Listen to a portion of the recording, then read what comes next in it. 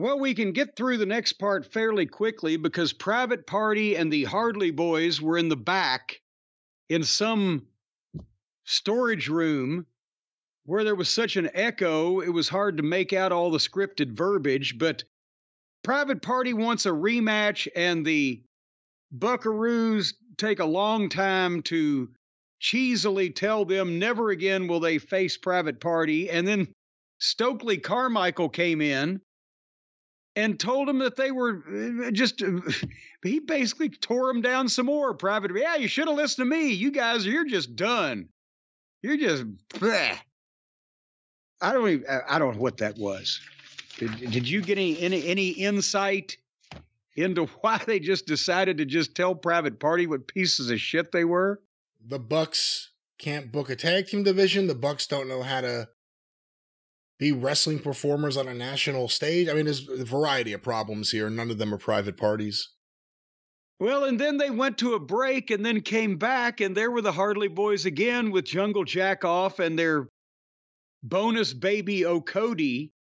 And they were doing a promo. It's Kenny Omega's birthday.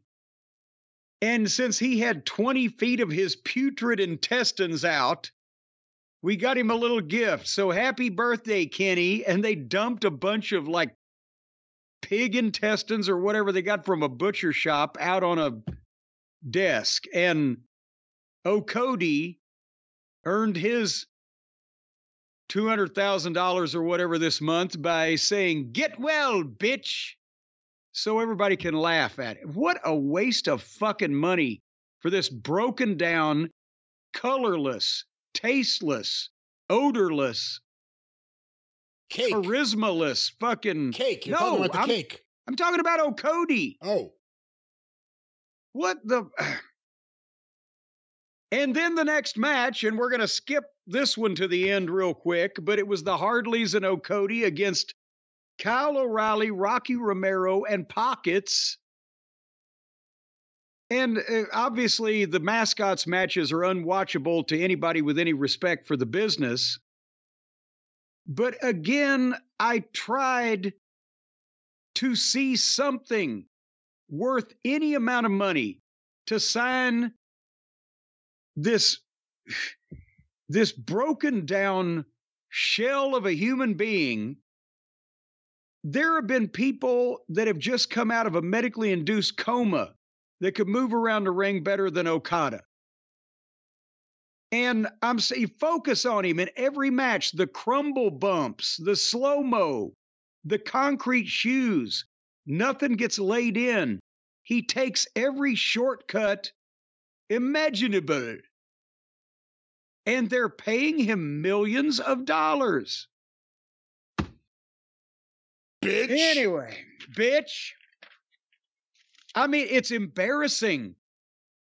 Can you tell me what's embarrassing is the lack of reaction all of this is getting at these shows? Because the one argument to shut you down would be, well, you don't like it, but everyone else does. Well, there's no one there and they're barely reacting. So all this stuff with the Elite and Jack Perry is the most cringeworthy promo in wrestling because you don't believe anything from him at all. I mean, Okada's a problem, and he's certainly not the Okada of old. He's the old Okada, all right. He's positively retirement worthy. Yeah, I mean, I don't know. There's nothing I can really say to save any of this. It's not. Well, it's not good. They had a match, and then suddenly Wheeler Useless came in and leveled Pockets and got the disqualification. Remember when they would never disqualify anybody for anything? Yeah, for like the first couple of years, AEW never had any disqualifications, right? And now they've just said, oh, fuck it. As soon as we're ready, just run in and we'll just ring the bell. It's gone from one extreme to the other again. So then here came the Moxley. Moxley. The whole crew and the heels led by the Jackson kids go to the entrance, and Mox and the minions beat up the baby faces. All of them beat up Pockets. And then here came Top Flight and Action Andretti. And they got the shit beat out of them. And by the way, those three now are a thing, apparently. They're together. I know that the Martins are brothers, so they should have similar size, similar features. But Action Andretti, he's about the same size. He's got hair. When they're all three out there running around doing the old shell game, I can't tell which one's which. And then Moxley was not registering anything. A guy sprung off the ropes to give him some kind of flying dingbat, and he just reached up boop, and just knocked the guy out of the sky.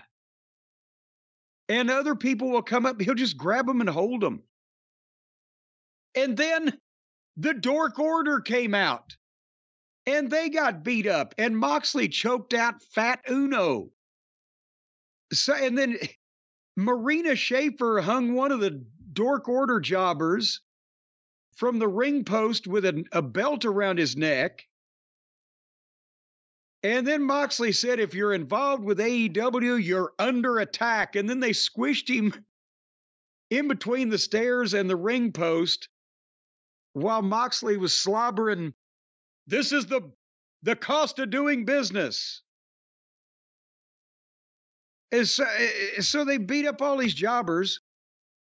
And again, they go to the back, and Garcia and Private Party are yelling at the Hardleys and Jungle Jackoff for letting that all happen.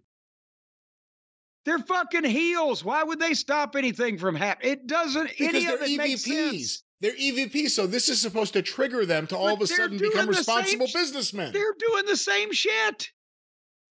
They beat up the owner of the company and spiked him on his head. So why would they stop these psychopaths from... Why doesn't someone make a deal with Don Callis to stop them? Tony's got money. Callis' stable seems a whole lot more badass. Yeah, and he's got a screwdriver. Yeah. What would you have brought me if I'd asked you for a Bloody Mary? I am a plumber. I don't have a screwdriver. Don't even say that. He'll come out with a wrench next one of those fucking monkey wrench gimmicks. Anyway. What do you think of the AEW Civil War or whatever this is that's happening? Where all of a sudden the guys who have been on the roster forever have decided that everyone in AEW works for them for no definable reason or for any cause. And Wheeler Yuta, who last week got the shit kicked out of him by the Blackpool Combat Club, is now in their little group. Did he dye his hair? Was it like grayer, or was it just the way I was it just my monitor? It may have been your monitor. It may have been, I don't know what it might have been. But this is just not good. And again, it's Moxley just jerking off all over himself. When you watch him no-sell, guys jumping at him. That's not done for any other reason than self-pleasure.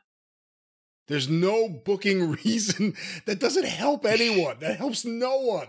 He sells nothing? Remember last week on the floor, he front face locked two guys and just held them there while they were trying to fight him. Private Party, I think. Private Party, yeah. I saw someone write, and this made me laugh, they should get that guy that made him lose, or one of the guys that made him lose in the grappling tournament. If this is what Moxley's doing to the roster, the other guy will kill everyone. Yeah.